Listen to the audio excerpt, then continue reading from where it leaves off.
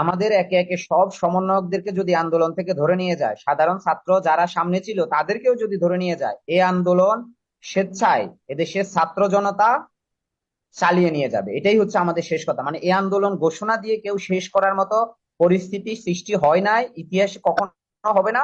এই আন্দোলনের সব সমন্বয়ককে ধরে নিয়ে গেলে স্বেচ্ছায়, আমি আবারও বলছি, স্বেচ্ছায় ছাত্র জনতা সম্মিলিতভাবে এই আন্দোলনকে চালিয়ে নিয়ে যাবে যতদিন পর্যন্ত এই গণহত্যার সুষ্ঠু বিচার না করা হবে। আমাদের ক্যাম্পাস গুলো থেকে এই যে প্রশাসনিক বাহিনী আছে তাদেরকে প্রত্যাহার করতে হবে। তারপরে আমরা আমাদের ক্যাম্পাসে ফিরে আমাদের চলমান আন্দোলন কোন দিকে যাবে ছাত্রদের সাথে কথা বলি, আমরা আমাদের রূপরেখা আরো ঠিক করবো। তবে আমরা যেই দাবি প্রেক্ষিতে আমরা দাবি উপস্থাপন করছি সেখান থেকে আমরা একটু চুলও নড়বো না, যতদিন পর্যন্ত আমাদের নিঃশ্বাস থাকে, আমরা বেঁচে থাকি ইনশাল্লাহ। জি সাগর ভাই, অস্ত্রের মুখে এই বিবৃতিটা নেওয়া হয়েছে, এটা আসলে মানে অস্ত্র তো দেখানোর কিছু নয়। তারা এখন, আমি আপনার প্রথম শোতেই আমি ক্লিয়ার করেছি যে তারা